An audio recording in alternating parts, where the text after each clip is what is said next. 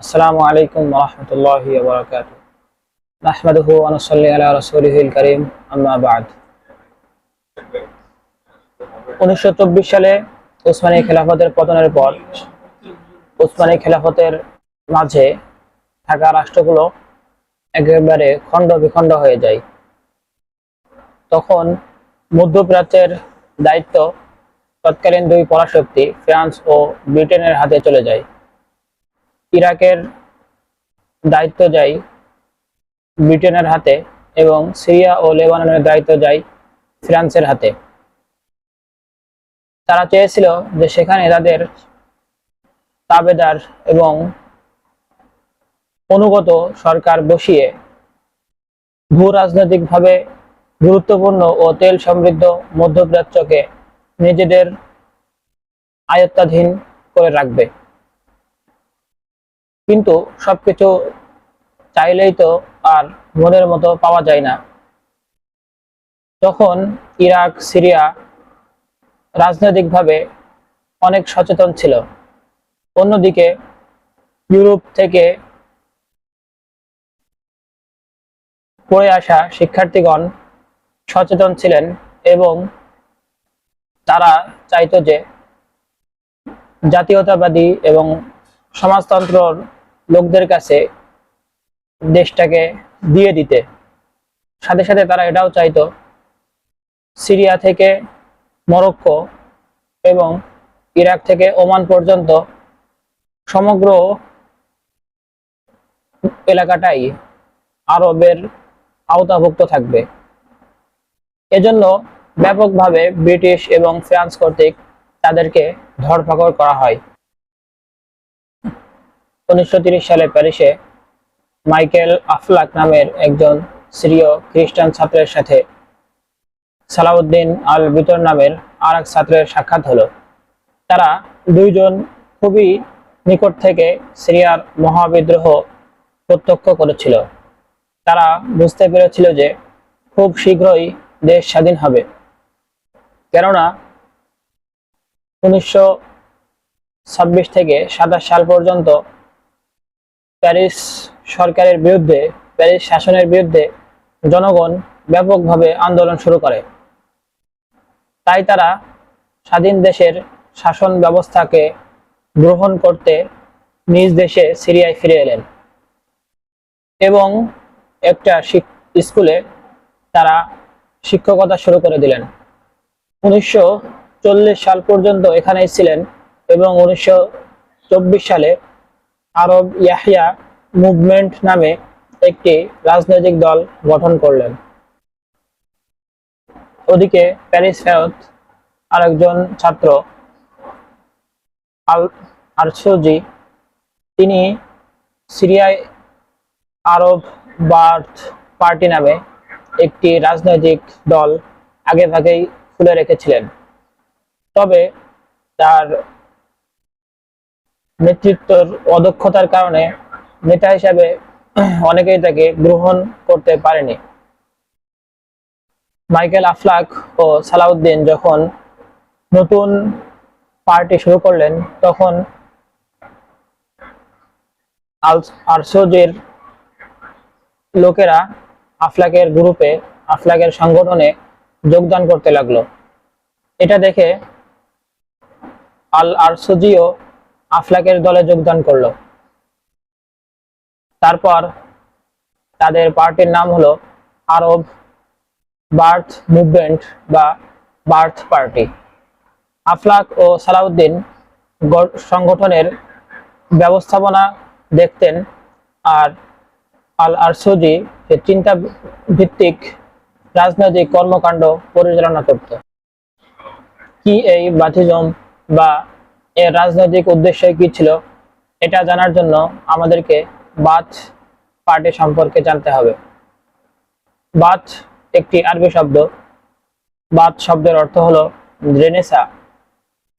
এই পার্টির মূল উদ্দেশ্য হলো সংযুক্ত আরবকে একত্রিত করা এবং ধর্মনিরপেক্ষ ও সমাজতান্ত্রিক রাষ্ট্রে পরিণত করা।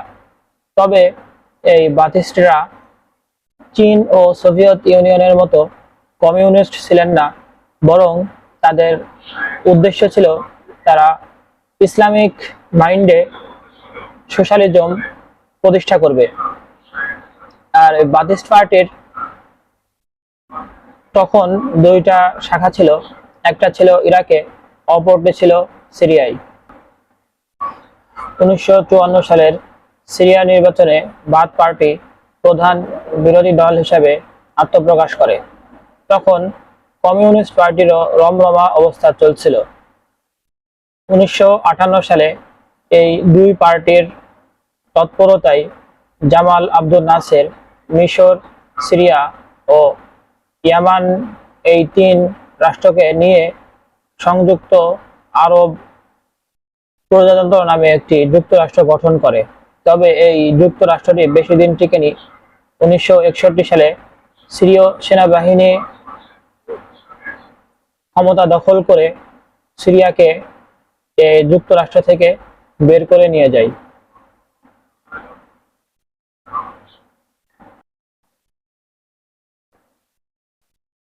ওদিকে 1961 সালের অভ্যুত্থানের পর সেনাবাহিনীরা ক্ষমতা পুতুল সরকারের হাতে তুলে দেয়। তারা বেশি দিন ক্ষমতা টিকিয়ে রাখতে পারেনি, তারা সেখানে সুবিধা করতে পারছিল না। এর ফলে 1963 সালে তরুণ আর্মি অফিসাররা আবার সেনা অভ্যুত্থান করে তাদের থেকে ক্ষমতা দখল করে নেয়। এই আন্দোলনে বাথ পার্টিও ব্যাপকভাবে তাদের সাহায্য সহযোগিতা করছিল। বাথ পার্টি দুই ভাগে বিভক্ত ছিল। একদল ছিল সামরিক বাহিনী, আরেক দল ছিল সিভিলিয়ান, তথা মাইকেল আশলাক ও সালেহ আল বিতর প্রমুখ। এই দুই দলের মাঝে সবসময় রেষারেষি চলেই থাকত। 1966 সালে দুই দলের মাঝে ঝামেলা ব্যাপক আকারে ধারণ করে, ফলে সামরিক দলের বাহিনীরা বেসামরিক দলকে অত্যন্ত জুলুম নির্যাতন শুরু করে। এর ফলে মাইকেল আফলাক সহ সালেহ আল বিতির ইরাকে পাড়ি জমান।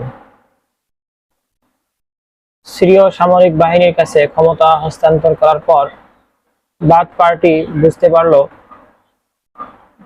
তাদের যে উদ্দেশ্যে রাষ্ট্রটি বাথ পার্টি গঠন করা হয়েছিল সঠিক দিকে পরিচালিত হচ্ছে না। কেননা 1966 সালে জেনারেল সালাহ জাদিদ ক্ষমতা দখল করার পর সমাজতন্ত্রের দিকে তেমন গুরুত্ব দিচ্ছিল না এবং প্যান আরবের দিকেও তার তেমন মনোযোগ ছিল না। এজন্য 1970 সালে সামরিক এক পাইলট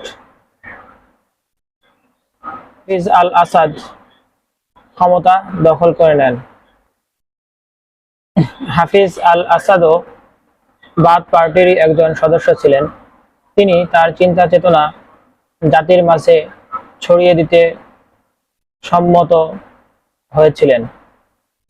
তিনি দীর্ঘদিন যাবৎ সিরিয়ায় শাসন ক্ষমতা দখল করেছিলেন। তিনি প্রায় 30 বছর যাবৎ সিরিয়ার শাসন ক্ষমতায় ছিলেন। হাফিজ আল আসাদের কনিষ্ঠ পুত্র বাশার আল আসাদ 2011 সালে সিরিয়ার ক্ষমতা দখল করে।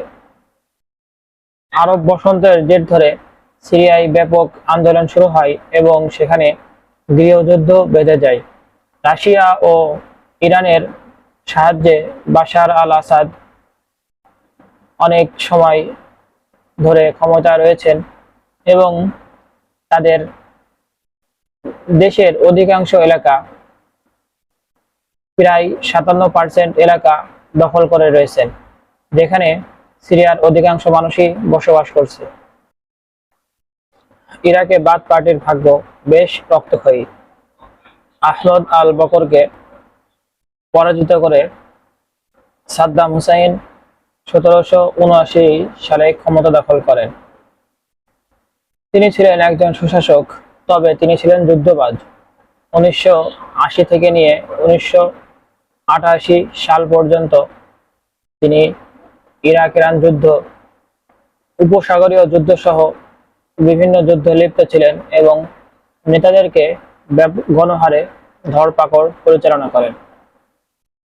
সিনাই যুদ্ধের সময় তিনি যুক্তরাষ্ট্র ও রাশিয়াকে এড়িয়ে গেলেও পরবর্তী সময়ে তার পক্ষে আর ক্ষমতায় টিকে থাকা সম্ভব হয়নি। যুক্তরাষ্ট্র সহ পশ্চিমা বিশ্বের মাধ্যমে তাদের তৎপরতায় 2003 সালে তিনি ক্ষমতাচ্যুত হন এবং তাকে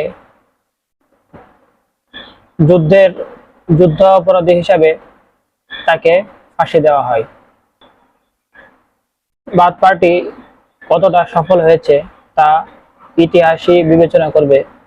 আপাত দৃশ্যতে দেখলে দেখা যায় তারা দুইটি দেশ সিরিয়া ও ইরাকে ক্ষমতা দখল করেছিল। ইরাকে তারা 35 বছর যাবৎ শাসন ক্ষমতা পরিচালনা করেছে, আর সিরিয়ায় 1966 সাল থেকে নিয়ে এখন পর্যন্ত তারা ক্ষমতার মস্তদে রয়েছে। তবে তাদের মাঝে যে সংযুক্ত আরব রাষ্ট্র গঠনের যে নীতি ছিল, সেই নীতিতে কখনোই তারা একমত হতে পারেনি, বরং একে অপরের পিঠে ছুরি বসাতেই তারা সর্বদা সচেষ্ট ছিল। এজন্যই দেখা যায় যে 2003 সালে যুক্তরাষ্ট্র যখন ইরাকে হামলা শুরু করলো এবং সাদ্দাম হোসেনকে ফাঁসি দিল, তখনও সিরিয়ার শাসনকর্তারা তেমন কোনো উদ্যোগ গ্রহণ করেনি, বরং এটা তারা মেনে নিয়েছে। এই ছিল বাথ পার্টি এবং তার রাজনৈতিক কর্মকাণ্ড সম্পর্কে সংক্ষিপ্ত আলোচনা। সবাইকে আন্তরিক ধন্যবাদ। আসসালামু আলাইকুম ওয়া রাহমাতুল্লাহ।